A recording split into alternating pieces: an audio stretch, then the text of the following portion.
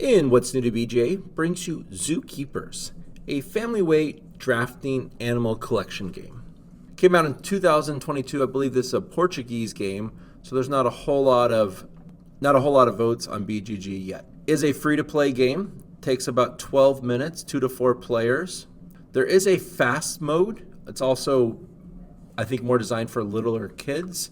The normal mode is what I'll show you today, and I think if you've played any games on BGA, you want to do normal mode unless you're playing with a child.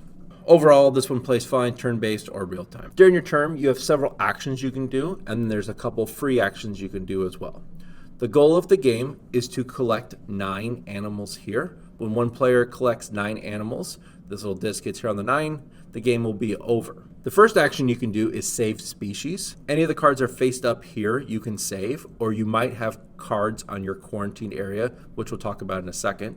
But you can see there's a cost here, 3 green cubes, 3 white cubes. And if I click on that and I have it, I can hit save, and then I can put it underneath one of my zookeepers. You start with one basic zookeeper who can take any of 3 of these animals, which is all 3 types of animals in the game, and he can hold 3 of them. So he's the most basic, but it scores the least amount of points. After taking a species, you notice that one will slide down and flip over. If you ever get 3 species behind a zookeeper, he'll be completed and you flip him over. And the last part of this action is asking for help. During your turn, if an opponent started with more animals than you in this area here, you can give them one of the species in one of their quarantine zone. The reason you might want to do that is you lose 2 points if you don't play species in your quarantine zone. When you put a creature in a quarantine zone, there's some rules you see that you have to follow. You see there is a species requirement or a biome restriction. The next action you can do is collect resources. When you collect resources, you click on the little bag here. You're going to draw resources equal to the number of animals behind your zookeepers. So as you can tell, there's a little bit of engine building. If you can get a lot of cheaper animals early, you can draw more cubes. The other option is to fund. You pick how many resources you're going to draw out. I will pick 3. I will then draw out 3, and then you have to double that amount and put those back. So now I have to put 6 of those cubes back. You are limited to 12 cubes at a time, and you can only have 5 white resources. The next action you can do is discard or put species in quarantine.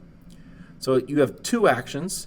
You can discard cards from here. So if I don't like this koala and I want it to go away, I can discard it.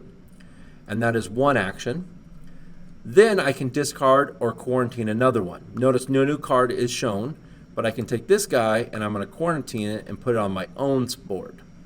Now, because of the biome restrictions, I have to place it down here, or you do have one empty space here that can take any animal.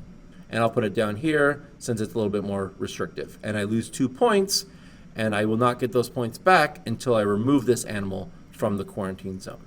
Third action is hire zookeepers. You see there are 4 piles here.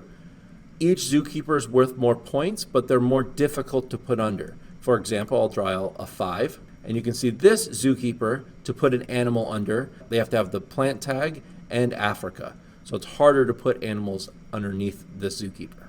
You can also discard zookeepers with this action, but be aware you do lose animals that are underneath your zookeeper. Now, speaking of white resources, you see here, as a free action, you can turn a white cube in for 2 red or a white cube for 2 green. You can do that action when doing the saving species action, which is where you put them behind the zookeepers. The last free action you can do is called new species.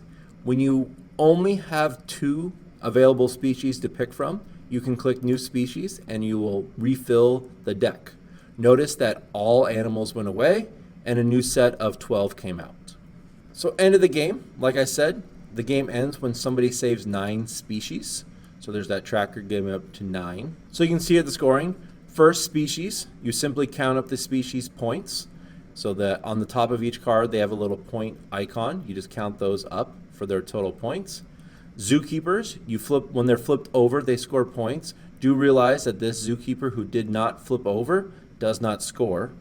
So you scored 10 points for these 2 zookeepers. You then lose 2 points for each quarantine animal. So here they have 2.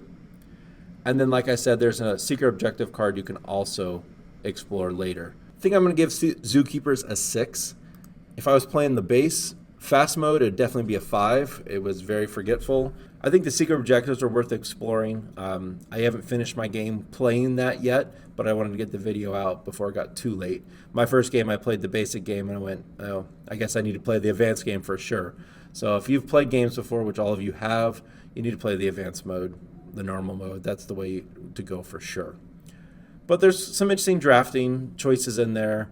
I do like kind of the engine building where if I can get a lot of cheap ones first, I can jump out in the lead. The ability to put species in your opponent's endangered area was interesting. Several times I was like, ooh, they don't have any reds. Here, take this 6 red one. And they were stuck with them for a long time. And they might have just lost 2 points because they could never get those 6 red cubes. Well, I've been the Digital Board Gamer. As always, good luck and have fun.